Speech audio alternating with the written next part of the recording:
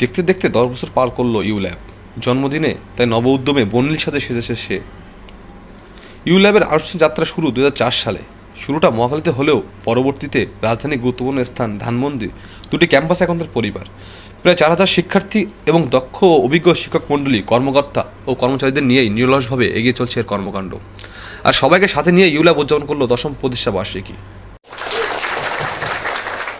এই উপলক্ষে ইউল্যাব টিভিকে দেয়া এক সাক্ষাৎকারে বিশ্ববিদ্যালয়ের উপাচার্য অধ্যাপক ডক্টর জহুরুল হক বলেন, 2020 সালের মধ্যে ইউল্যাবকে দেশের 1 নম্বর বিদ্যাপীঠ হিসেবে গড়ে তোলা হবে। We have defined our vision 2020. So we want to be the best universities in this country by 2020. And also we want to be one of the recognized institutions in South Asian region by 2020. প্রতিষ্ঠাবার্ষিকীর আয়োজনে দুটি ক্যাম্পাসে ছিল যেন উৎসবের আমেজ।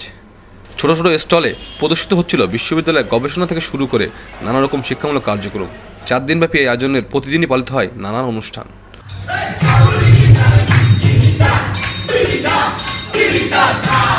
বিশ্ববিদ্যালয়ের registrar বলেন, আগামীতে ইউল্যাবে শিক্ষার মানকে ধারাবাহিকভাবে আরও এগিয়ে নেওয়ার পরিকল্পনা নেওয়া হয়েছে। এই পথের অগ্রযাত্রা যদি আমরা লক্ষ্য করি তাহলে দেখব যে শিক্ষা, সংস্কৃতি, গবেষণা কিংবা অন্যান্য বিষয়গুলিতে ইউল্যাব উত্তরোত্তর এর মান বৃদ্ধি পাচ্ছে।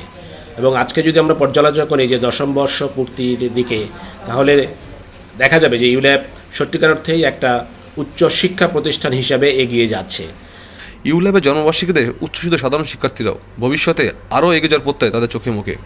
দোয়া করি যাতেটা আস্তে আস্তে আরও অনেক উন্নতি হয়। And happy birthday ULAB, and I love ULAB. আমরা নিজেরাও পারফর্ম করছি এই ফাউন্ডেশন ডেতে। ইউল্যাবের 10 বছর পূর্তিতে আমি অনেক বেশি আনন্দিত। 10 বছর উপলক্ষে ইউল্যাবকে অনেক অনেক শুভকামনা এবং ইউল্যাব অনেক এগিয়ে যাবে আশা করছি। Happy birthday ULAB.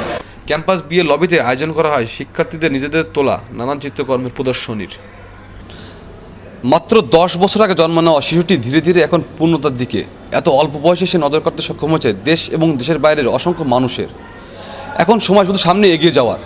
সেদিন আর খুব বেশি দূরে নয় যেদিনে ইউল্যাবে উঠবে দেশসেরা বিদ্যাপীঠ। তৌফিক মাহমুদ মুন্না, ইউল্যাব টিভি, ঢাকা।